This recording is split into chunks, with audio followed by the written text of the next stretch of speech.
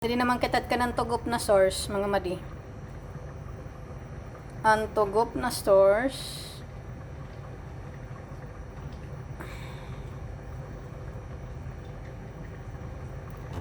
where are you? Nakatsamba ko kang kitahin rambol kanina alas 2. Alas 2, madi.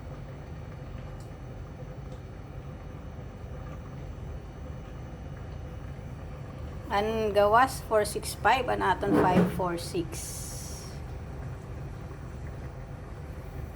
Rambol. Diba? Dito hot is ka.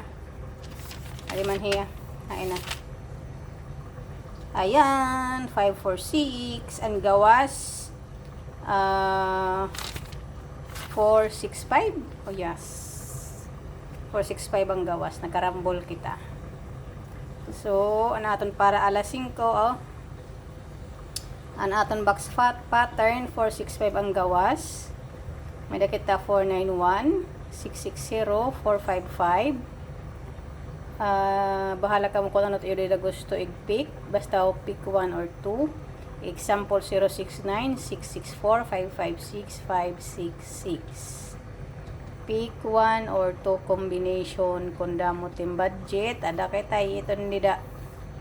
Ano tim mahiri mo dida nga mga numero hita box pattern.